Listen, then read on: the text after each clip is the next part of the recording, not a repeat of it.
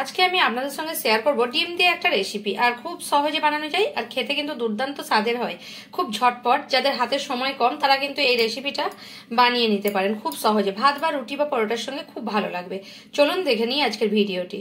ডিমের এই রেসিপিটা বানানোর জন্য আমি 2টো ডিম নিয়ে নিয়েছি, আর নিয়ে নিয়েছি এখানে পেঁয়াজ একটা ছোট সাইজের, একটু ক্যাপসিকাম, একটু টমেটো, একটু 2টো কাঁচা চেরা লঙ্কা, আর নিয়ে নিয়েছি ধনেপাতা। এখানে একটা ফ্রাই প্যান বসিয়ে দিয়েছি গরম করার জন্য। সর্ষের তেল দিয়ে দিচ্ছি আমি 2 চামচ পরিমাণে। এখন তেলটা গরম হয়ে গেছে, এখন তেলের উপরে আমি পেঁয়াজ কুচিটা দিয়ে দিচ্ছি। এবারে পেঁয়াজটা মিডিয়াম ফ্লেমে রেখে আমি প্রথমে পেঁয়াজটাকে ভেজে নেব। এবার পেঁয়াজটা একটু ভাজা ভাজা হলে আমি এর উপর দিয়ে দেবো ক্যাপসিকাম আর টমেটো আর কাঁচা লঙ্কা। এবারে এগুলোকেও আমি মিডিয়াম ফ্লেমে রেখে ভাজতে থাকবো। এখানে আমি 1/2 চামচ লবণ দিয়ে দিচ্ছি। একটু লবণ দেওয়ার পর আমি একটু এভাবে ভাজতে থাকছি এটাকে 1-2 মিনিট।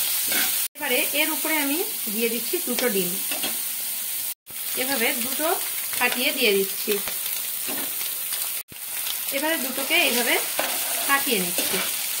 আর এখন আমি হাই ফ্লেমে রেখেছি। এখন হাই ফ্লেমে রেখে এটা আমি একটু ভাজার মতো করে নিচ্ছি। এবার উপর থেকে আমি ছোট চামচের 1 চামচ তেল উপর থেকে দিয়ে দিচ্ছি। আর দিয়ে দেবো যে ধনে পাতাটা কেটে রেখেছিলাম, সেই ধনে পাতাটা। এটাকে একটু ঝুরঝুরে করে নেব, এভাবে খুন্তির সাহায্যে কেটে কেটে নেব, ঝুরঝুরে হয়ে যাবে। এবারে এটা ঝুরঝুরে হয়ে গেছে, আর 5 মিনিটের মধ্যে রেসিপিটা রেডি হয়ে যায়। কেউ এলে বাড়িতে হঠাৎ করে আপনারা এভাবে করে দিতে পারেন। এবার আমি নামিয়ে নেব। এবার আমি নামিয়ে নিচ্ছি।